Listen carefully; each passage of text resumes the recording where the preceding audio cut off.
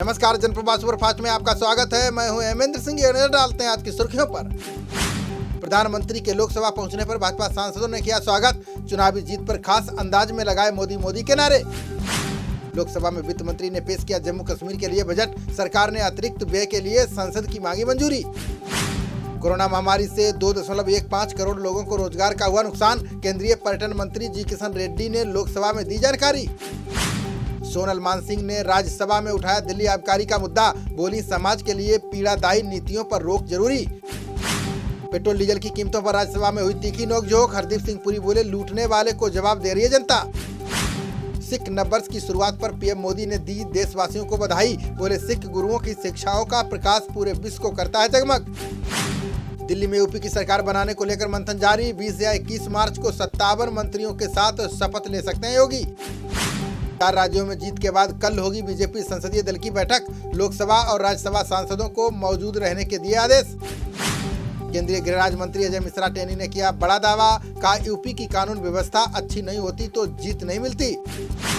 12 से 14 साल के बच्चों का 16 मार्च से शुरू होगा टीकाकरण। 60 वर्ष से ऊपर वरिष्ठ नागरिकों को मिलेगी प्रिकॉशन डोज। कोरोना मौत के मुआवजे के फर्जी दावों पर सुप्रीम कोर्ट की फटकार। कहा, कभी सोचा नहीं था नैतिकता इतने नीचे गिर जाएगी। शीर्ष अदालत ने फर्जीवाड़े पर रोक लगाने के लिए मांगा सुझाव। मनमानी करने पर सुप्रीम कोर्ट दे सकता है जांच का आदेश।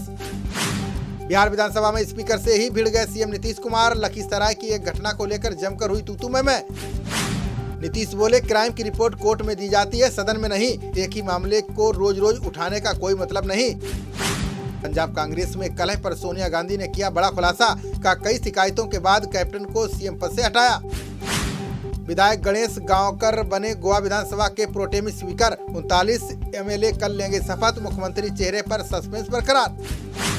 पंजाब में नए सीएम भगवंत मान के भरोसेमंद विधायक बनेंगे मंत्री। दिल्ली से आम आदमी पार्टी के शीर्ष नेतृत्व ने दिए संकेत। आम आदमी को थोक महंगाई का एक बार फिर लगा बड़ा झटका। जनवरी के मुकाबले फरवरी में 13.11% के स्तर पर पहुंची। होली पर घर जाने वाले यात्रियों के लिए नाकाफी हो रहे तमाम इंतजाम। किसी को तत्काल टिकट का भरोसा तो किसी को स्पेशल ट्रेन का इंतजार। पुलिसकर्मियों को द कश्मीर फाइल्स देखने के लिए मिलेगा अवकाश। मध्य प्रदेश के गृह मंत्री नरोत्तम मिश्रा ने डीजीपी को छुट्टी देने को कहा। देश भर में ओमैक्स समूह के ठिकानों पर आयकर विभाग का छापा। दिल्ली, यूपी, पंजाब, हरियाणा और मध्य प्रदेश में की जांच। भारतीय सेना ने कंस्ट्रक्शन के मैदान में भी मनवाया अपना लोहा। 4 हफ्तों में बनाकर दिए 3D टेक्नोलॉजी वाले 2 घर। छत्तीसगढ़ के नारायणपुर में नक्सलियों ने किया आईडी ब्लास्ट। विस्फोट में 1 अधिकारी शहीद, 1 जवान घायल।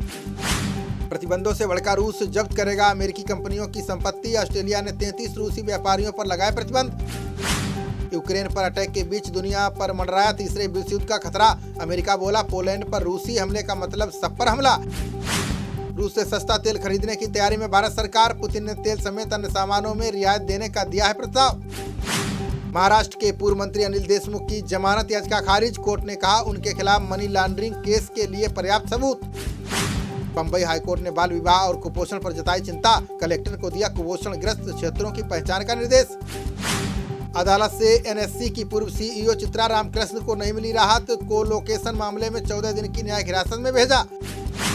ओमिक्रॉन के मामले बढ़ने पर चीनी सरकार ने उठाया सख्त कदम। शेनझेन शहर में लगा लॉकडाउन। 1 करोड़ से ज्यादा लोग घर में बंद।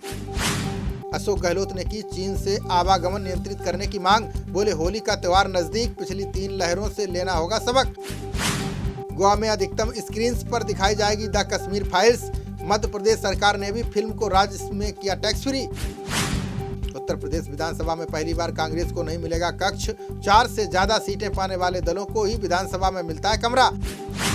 ममता ने नंदीग्राम पुलिस गोलीबारी में मारे गए किसानों को किया याद। बोली, उपज बढ़ाने के लिए किसानों को हरसंभव मदद दे रही है सरकार। ईरान ने ओमिक्रॉन दूतावास के समीप मिसाइलें गिरने की ली जिम्मेदारी। उत्तरी इराक में अमेरिकी वाणिज्य दूतावास परिसर पर हुआ था हमला। 18 वर्ष तक के बच्चों की निःशुल्क शिक्षा पर बोले शिक्षा मंत्री धर्मेंद्र प्रधान। का राज्यों से बात करने के बाद ही सरकार ले सकती है फैसला। फरवरी में 13% से ज्यादा हुई थोक मुद्रास्फीति दर। कच्चा तेल और गैर खाद्य वस्तुओं के महंगे होने का पड़ा असर। संघ ने बेरोजगारी से निपटने के लिए भारत केंद्रित मॉडल पर दिया जोर। आरएसएस ने देश को आत्मनिर्भर बनाने के लिए पारित किया प्रस्ताव। स्वामी प्रसाद मौर्य ने ईवीएम पर फोड़ा गठबंधन की हार का ठिकरा, बोले मशीन में हुई छेड़छाड़, बैलेट पेपर वोटिंग में आगे थी सपा। आरबीआई ने ऋणदाता संस्थान के लिए जारी किया आदेश, गारंटी मुक्त कर्ज पर ग्राहकों से नहीं वसूल सकते ऊंचा ब्याज।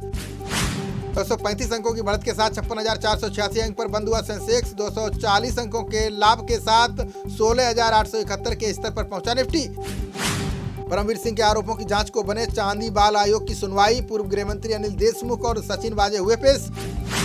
अब एयरपोर्ट के कर्मचारी कृपाण के साथ कर सकेंगे ड्यूटी, मंत्रालय ने जारी किया संशोधित आदेश, पूर्व के प्रावधान हुए निरस्त।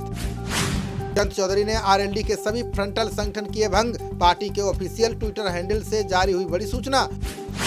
मध्य प्रदेश में कोविड काल के बिजली बिल होंगे माफ, सीएम शिवराज बोले डिफाल्टर किसानों के कर्ज का ब्याज भरेगी सरकार। नोएडा में नशे का विरोध करने पर भाई ने बहन की गोली मारकर की हत्या, कोतवाली बिस्तरक पुलिस ने आरोपी सूरज रस्तोगी को किया गिरफ्तार। बुलंदशहर में व्यापार संगठन ने एसएसपी ऑफिस पर दिया धरना, सियाना में व्यापारी की जान लेने और लूट के मामले में जताया विरोध।